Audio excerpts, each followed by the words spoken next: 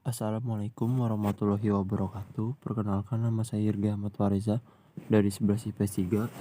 Saya ingin memaparkan tentang kependudukan Jepang di Indonesia. Sejarah penjajahan Jepang di Indonesia. Pada 8-9 Maret 1942, Gubernur Jenderal Hindia Belanda Djardja van Steenkenburg, Panglima Perang Jenderal Terporland, dan Panglima Perang Jenderal Immanura bertemu di Kalijati, Subang untuk menandatangani kapitulasi Belanda kepada Jepang. Penandatanganan kapitulasi tersebut menandai perubahan pemerintah jajahan dari Belanda ke Jepang. Pemerintah Jepang memanfaatkan data intelijen untuk merancangkan propaganda yang dapat menarik simpati rakyat Indonesia. Kultur lokal yang mengaitkan seluruh peristiwa sebagai akibat hal-hal yang berbau metafisis dipahami benar oleh Jepang. Misalnya mengenai ramalan Joyoboyo tentang datangnya bangsa berkulit kuning yang akan mengusir bangsa kulit putih. Propaganda Jepang menarik perhatian masyarakat Indonesia, sehingga kedatangan disambut gembira oleh rakyat. Propaganda yang disampaikan itu menyatakan bahwa Jepang sebagai saudara tua bangsa Indonesia yang memiliki keinginan untuk membuat kawasan persemakmuran di wilayah Asia Pasifik. Untuk itu, dilahirkan gerakan 3A, yaitu Jepang Cahaya Asia, Jepang Pelindung Asia, Jepang Pemimpin Asia. Jepang juga menarik pemuda Indonesia dengan melibatkan menjadi pasukan pembela tanah air atau PETA. Bahkan pemerintah Jepang membentuk PETA yang terdiri dari orang-orang Indonesia. PETA dibentuk untuk menghadapi sekutu di medan tempur selama Perang Dunia II berlangsung. Ketika menduduki tanah air, Jepang menampilkan dirinya sebagai saudara tua yang akan membebaskan Indonesia dari penjajahan. Dikarenakan Jepang tahu bahwa rakyat Indonesia sangat ingin merdeka. Jepang berusaha bekerja sama dengan para tokoh penggerak. Cara ini digunakan agar mereka dapat merebut simpati rakyat dengan mudah melewati para tokoh. Harapannya, golongan nasionalis dan intelektual dapat mencurahkan tenaga dan pikirannya untuk melancarkan perang Jepang. Sebagai ganti gerakan 3A yang dibubarkan karena tidak efektif, Jepang memprakarsai Pusat Tenaga Rakyat atau Putra. Putra dipimpin oleh tokoh nasional yang kerap dijuluki Empat Serangkai. Empat Serangkai dikutip dari Masa Pendudukan Jepang 2018. Empat Serangkai terdiri dari Soekarno, Muhammad Hatta, Kiai Haji Mas Mansur, dan Ki Hajar Dewantara. Mereka berpendapat sikap kooperatif dan kerjasama adalah langkah terbaik ketika perang. Empat Serangkai adalah kumpulan tokoh yang sangat berpengaruh di kemerdekaan. Tahukah kamu siapa saja Empat Serangkai? Mereka adalah nasionalis yang memperjuangkan nasib rakyat Indonesia sejak masa penjajahan Hindia Belanda hingga masa pendudukan Jepang. Dengan restu Jepang, Putra pun didirikan pada 16 April 1943. Ada pimpinan pusat dan pimpinan daerah yang dibagi sesuai tingkatnya, yakni Shu, Ken, dan Gun.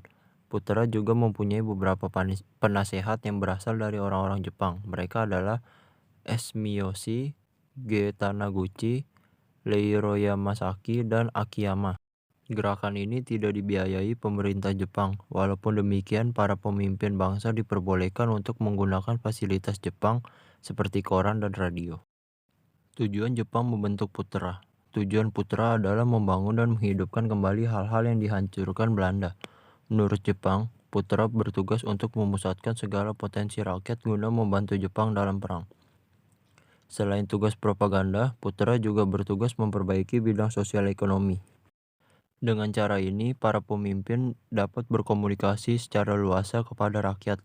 Pada akhirnya, gerakan ini ternyata berhasil mempersiapkan mental masyarakat untuk menyambut kemerdekaan 2 tahun kemudian. Banyak unsur masyarakat yang mendukung bergabung, diantaranya Persatuan Guru Indonesia, Perkumpulan Pegawai Pos Menengah, Pegawai Pos Telegraf Telepon dan Radio, serta Pengurus Besar Istri Indonesia di bawah pimpinan Maria Ufa Santoso. Ada juga kelompok pemuda yang bergabung, yakni Barisan Banteng, Badan Perantara dan Pelajar Indonesia, serta Ikatan Sport Indonesia. Jepang menyadari Putra lebih banyak menguntungkan bagi pergerakan nasional dibandingkan kepentingan Jepang sendiri.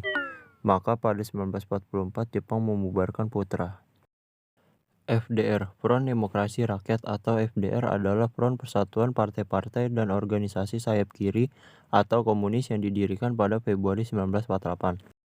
Pendiri dari Front Demokrasi Rakyat adalah Amir Syarifuddin setelah ia tidak lagi menjabat sebagai Perdana Menteri Indonesia.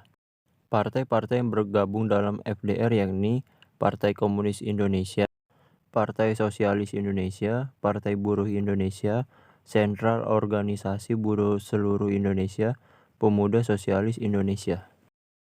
Latar belakang FDR. Terbentuknya Front Demokrasi Rakyat atau FDR berawal dari jatuhnya Kabinet Amir Syarifuddin pada 29 Januari 1948. Jatuhnya Kabinet Amir Syarifuddin ini diakibatkan oleh penandatanganan perjanjian Renville yang memberi dampak rugi bagi Republik Indonesia. Setelah Amir Syarifuddin tidak lagi menjabat sebagai Perdana Menteri, ia membentuk Front Demokrasi Rakyat atau FDR pada Februari 1948. FDR kemudian bekerja sama dengan beberapa organisasi berpaham kiri atau komunis seperti Partai Komunis Indonesia, Barisan Tani Indonesia, Pemuda Sosialis Indonesia, dan sebagainya. Tujuan dan kegiatan FDR. Tujuan Amir Syarifuddin membentuk FDR yakni menarik pasukan komunis yang bergabung dalam TNI dan garis depan, memindahkan pasukan-pasukan komunis ke daerah yang strategis, meninggalkan daerah yang tidak mungkin dipertahankan, membentuk tentara rakyat, menjadikan daerah Madiun sebagai basis. Romusa. Romusa adalah orang-orang yang dipaksa bekerja berat pada zaman pendudukan Jepang. Dalam bahasa aslinya, yaitu bahasa Jepang, secara harfiah, Romusa adalah pekerja atau buruh. Romusa adalah kerja paksa yang dimobilisasikan bagi pekerja kasar di bawah kekuasaan Jepang. Kebijakan Romusa ini diberlakukan Jepang di Indonesia dari tahun 1942 hingga 1945. Kebanyakan Romusa adalah petani. Bahkan sejak Oktober 1943, pihak Jepang mewajibkan para petani untuk menjadi Romusa. Mereka dikirim untuk bekerja di berbagai tempat di Indonesia serta di Asia Tenggara. Data menyebutkan bahwa total Romusa yang dimiliki Jepang berkisar 4-10 juta orang kala itu. Romusa adalah kebijakan kerja paksa bagi orang-orang Indonesia pada masa penjajahan Jepang. Jadi, Romusa adalah panggilan bagi orang-orang Indonesia yang dipekerjakan secara paksa dari masa penjajahan Jepang di Indonesia. Tahun 1942 hingga 1945. Kebijakan Romusa. Luasnya daerah pendudukan Jepang menyebabkan Jepang membutuhkan tenaga kerja untuk membangun sarana pertahanan, seperti lapangan udara, gudang bawah tanah, jalan raya, dan jembatan. Pekerjanya diambil dari desa-desa di Pulau Jawa yang padat melalui sistem kerja paksa yang dikenal dengan istilah Romusa. Romusa mulai dilaksanakan sejak 1942 sampai 1945 untuk bekerja di wilayah Indonesia serta di Asia Tenggara seperti Burma, Muang Thai, Vietnam, Malaysia, dan Sarawak. Romusa awalnya dilakukan secara sukarela dengan tempat kerja tidak jauh dari tempat tinggalnya. Namun, karena terdesak dalam Perang Pasifik, pengerahan tenaga kerja mulai disertai dengan paksaan. Setiap kepala keluarga diwajibkan menyerahkan seorang anak lelakinya untuk berangkat menjadi Romusa. Romusa diperlakukan kasar dengan pekerja sangat berat. Sementara kebutuhan makanan tidak cukup. Hal ini menjadikan kebanyakan di antaranya Romusa meninggal di tempat karena sakit, kekurangan makanan, kecapaian, atau kecelakaan. Tujuan Romusa. Jepang membutuhkan bantuan untuk proses pembangunan, seperti kubu pertahanan, jalan raya, rel kereta api, jembatan, dan lapangan udara di Indonesia.